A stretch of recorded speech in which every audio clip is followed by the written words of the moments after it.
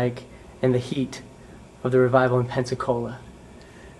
You're talking about a time of extraordinary spiritual intensity. There's no other way to describe it. Everything happening with such an urgency. Crowds coming from around the world, people getting online 12 hours before the night meeting started every day for many, many months, just with a hunger to meet with God. People getting saved in the parking lot, waiting online to get into a meeting. They didn't even know why they were coming, and yet God met them there. The hunger, the thirst, the nonstop activity. My ministry schedule at those times was between 80 and 100 hours a week.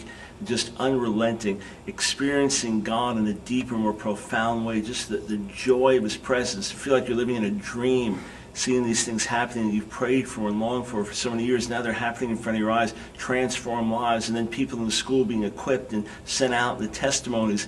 At the same time, there's constant attack, there's constant controversy. The demonic pressure was hard to describe. I've told people that the highs, spiritually speaking, were like nothing I'd ever known, and the lows, spiritually speaking, were like nothing I'd ever known.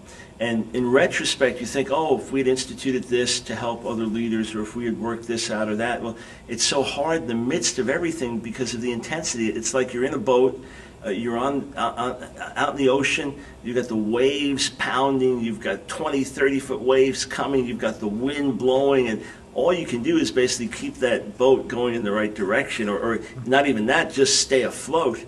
And sometimes in the midst of revival, that's how it is. You'd be so exhausted some nights, you think, I just can't do this.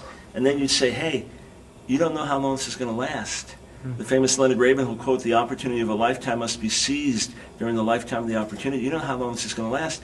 And second, people have come from around the world hungry and thirsty. You can tell them you're tired. And third, God's really touching people. They're responding to the messages. When we lay hands on them, they're being transformed. When they hear the word, they're embracing it. So there was that sense of urgency, and yet that sense of dreamlike joy, look at what God is doing, and then a constant jealousy to see lasting fruit come out of it. That was the intensity we were in the midst of day in, day out for several years.